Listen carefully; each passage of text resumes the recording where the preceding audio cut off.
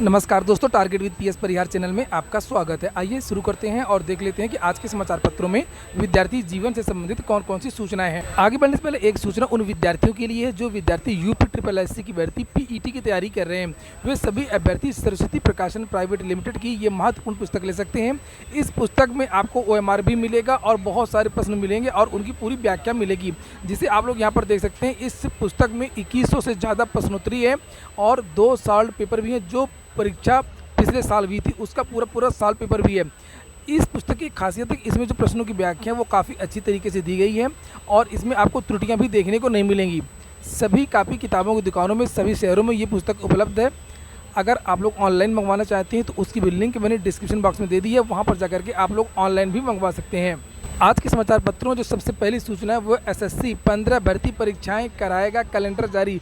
संशोधित परीक्षा कैलेंडर जारी हुआ था, जिसके बारे में मैंने विस्तृत वीडियो बनाया था कि SSC ने ये बताया है कि कब किस भर्ती का विज्ञापन जारी होगा और कब किसकी परीक्षा होगी। लिखा हुआ कर्मचारी चयन आयोग इस साल अगस्त से लेकर के अगले साल मई तक 15 भर्ती परीक्षाएं आयोजित करेगा। इनमें से सर्वाधिक 4 अक्टूबर में होंगी। आयोग ने 2022-23 में होने वाली भर्ती परीक्षाओं का कैलेंडर जारी किया है। कैलेंडर में आवेदन शुरू होने से लेकर के परीक्षा के संभावित माह की जानकारी दी गई है। कैलेंडर के मुताबिक 8 जुलाई को 2 भर्तियों का नोटिफिकेशन जारी किया जाएगा। 8 जुलाई को यानी कि आज पहली दिल्ली पुलिस में कांस्टेबल ड्राइवर और दूसरी दिल्ली पुलिस में हेड कांस्टेबल की है और इन दोनों भर्तियों के लिए 29 जुलाई तक आवेदन लिए जाएंगे। दोनों भर्तियों की परीक्षा अक्टूबर में होगी। Junior Hindi translator, junior translator और सीनियर हिंदी ट्रांसलेटर भर्ती के आवेदन 20 जुलाई से होंगे। 4 अगस्त तक आवेदन होंगे। तो बहुत सारी भर्तियों का पूरा जो विवरण है वो दे दिया गया, जिसे आप लोग यहाँ पर देख सकते हैं। और लिखा है कि CHSL 2022 की परीक्षा अब 2023 में होगी। स्वास्थ्य विभाग में 33,164 पदों पर भर्ती होगी। उत्तर प्रदेश के उप मुख्यमंत्री का ये बयान है। लिखा है स्वास्थ्य विभाग में 100 दिनों में किए गए कार्यों का लेखा जोखा उप मुख्यमंत्री ब्रजेश पाठक ने प्रस्तुत किया। यहाँ पर लिखा है कि उप मुख्यमंत्री ब्रजेश पाठक ने चिकित्सा, शिक्षा, स्वास्थ्य व परिवार कल्याण विभाग में बीते 100 दिनों में किए गए कार्यों का लेखा जोखा गुरुवार को पेश किया।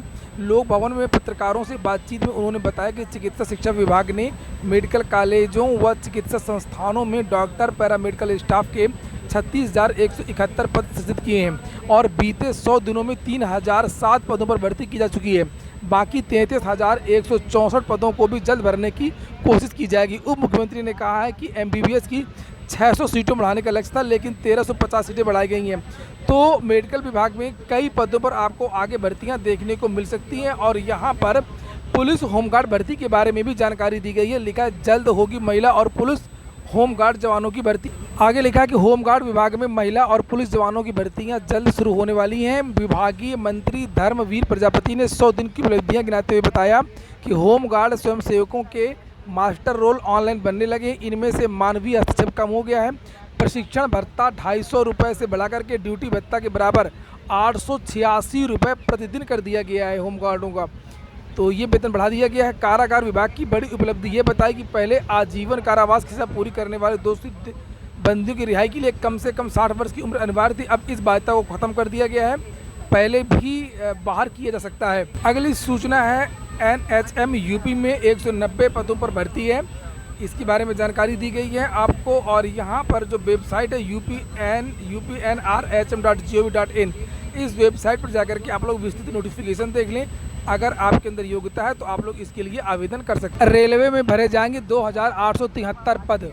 उत्तर मध्य रेलवे मुख्यालय रेलवे मेंस यूनियन के साथ 2 दिवसीय स्थायी वार्ता तंत्र PNM की बैठक में GM NCR प्रमोद कुमार ने कहा कि जोन में 2,873 पदों पर भर्ती के लिए नोटिफिकेशन जारी किया गया है और इस दौरान GM ने उत्तर मध्य रेलवे की कई अन्य उपलब्धियों के बारे में भी बातें जिन पदों पर भर्ती हो रही है उसके बारे में जानकारी दी गई है कि सीधी भर्ती के अंतर्गत स्टेशन मास्टर के 344, गुड्स गार्ड के 1014, कॉमर्शियल सेट टिकट कलेक्टर के 709, ऑफिस क्लर्क के 480 पदों सहित अन्य NTPC कोटियों के रिक्तियों के लिए 2,873 तथा लेवल 1 के 4,697 पदों के लिए नोटिफिकेशन जारी किया गया है। तो जो भर्ती चल रही है उसके बारे में यहाँ पर जानकारी दी गई है। अगली सूचना है कि 16 नवंबर से प्रयागराज के अग्निवीरों की होगी भर्ती। अग्निपथ योजना के तहत सेना में भर्ती के लिए प्रदेश के अलग अलग जिलों की तारीख तय कर दी गई है और इसके लिए बरेली क्षेत्र के 12 जिलों की भर्ती 19 अगस्त से 15 सितंबर तक राजपूत रेजिमेंट सेंटर फतेहगढ़ में होगी। 20 सितंबर से 10 अक्टूबर तक मेरठ क्षेत्र के 13 जिलों की भर्ती चौधरी चरण सिंह स्टेडियम मुजफ्फरनगर में होगी। लखनऊ के 13 जिलों की भर्ती 20 अक्टूबर से 10 नवंबर के बीच में होगी। अमेठी के 13 जिले जिसमें प्रयागराज भी शामिल है। नीचे लिखा कि इसमें प्रयागराज के साथ कौशाम्बी, प्रतापगढ़, सुल्तानपुर, रायबरेली, अंबेडकर नगर, महाराजगंज, बस्ती, कुशीनगर, सिद्धार्थनगर, अयोध्या, संत कबीर नगर, अमेठी जिले शामिल हैं। तो इनकी जो रैली है वो 16 नवंबर को होनी है। तो यहाँ पर आप लोग देख सकते हैं और अपने ज़िले के हिसाब से अगर आप लोग जाना चाहते हैं सेना में तो इन तारीखों में आप जा सकते हैं। अगली अंतिम सूचना असिस्टेंट प्रोफेसर भर्ती को लेकर के है। लिखा 36 विषयों में अब तक मिले 1303 असिस्टेंट प्रोफेसर भर्ती, और जैसे ये भर्ती कंप्लीट हो जाएगी उसके बाद बोर्ड 917 पदों पर एक और भर्ती इसी महीने जारी करेगा। इसके बारे में भी जानकारी दी गई है। लिखा हुआ है कि 917 पदों के विज्ञापन का छात्रों के इंतजार है। इस भर्ती विज्ञापन में शेष रह गए 11 विषयों में चयन और नियुक्ति की प्रक्रिया तेजी से चल रही है। इसके बाद अभ्यर्थी नए 917 पदों की भर्ती के लिए प्रतीक्षा कर रहे हैं। अंतिम सूचना तदर्थ शिक्षकों को लेकर के है। टीजीटी पीजीटी में आप लोग देख सकते हैं शिक्षा निदेशक उत्तर प्रदेश सामान्य शिक्षा सामान्य तृतीय अनुभाग प्रयागराज समस्त जिला विद्यालय निरीक्षक को ये पत्र भेजा गया है और इसमें तदर्थ शिक्षकों का जो विवरण है वो मंगाया गया एक निश्चित प्रारूप में। तो तदर्थ शिक्षकों को लेकर के पत्रावलियाँ जारी हैं और ऐसा लगता है कि अगली वाली जो भर्ती है उसमें ये पद 100% जुड़ जाएंगे। इसके बाद में अब बात कर लेते हैं 6800 प्राथमिक शिक्षक भर्ती की। यहाँ पर लिखा है नियुक्ति पाने का भरोसा लेकर के लौटे चयनित शिक्षक। ये 69,000 शिक्षक भर्ती के आरक्षण पीड़ित छात्र हैं। इनकी सूची जारी हो चुकी है लेकिन इनकी नियुक्ति नहीं हो पा रही है। मामला कोर्ट में भी चला गया है। 12 जुलाई को इनकी सुनवाई होनी है और उसके बारे में विद्यार्थी दर दर भटक रहे हैं। और लिखा हुआ है कि बेसिक शिक्षा की 69,000 भर्ती में आरक्षण की गड़बड़ी से बाहर हुए 6800 अभ्यर्थी लंबी लड़ाई के बाद चयनितों की नई सूची में तो आ गए लेकिन नियुक्ति अब तक नहीं मिल सकी है। यह नई चयन सूची मुख्यमंत्री योगी आदित्यनाथ की पहल पर जारी हुई थी। गुरुवार को उप मुख्यमंत्री केशव प्रसाद मौर्य के शहर आने पर ये अभ्यर्थी उनसे मिले और मांग सुनने के बाद में उप मुख्यमंत्री ने उन्हें भरोसा दिया है कि जल्द नियुक्ति दिलाई जाएगी, किसी के साथ अन्याय नहीं होने पाएगा। तो इसके बारे में अधिकारियों का भी बयान है कि काम चल रहा है, रास्ता निकाला जा रहा है कि चूँकि हाईकोर्ट ने एक बाउंडेशन लगा दिया था कि आप 68,500 के पद इसमें नहीं जोड़ पाएंगे, चाहे जैसे भी हो आप नियुक्ति कर सकते हैं और ये पूरी तरीके से वैध है। इन छात्रों को सरकार को नियुक्ति तो देनी है, तो किस तरीके से दी जाए इसके बारे में मंथन हो रहा है और एक मामला जो कोर्ट में भी चल रहा है। हालांकि बेंच बदल गई है और अब ऐसा लगता है कि बेंच से राहत मिल जाएगी और हो सकता है कि जल्दी ही इस पर निर्णय आपको देखने को मिल जाए इसी महीने। मुझे उम्मीद है कि जुलाई के लास्ट में इन विद्यार्थियों को राहत मिल जाएगी।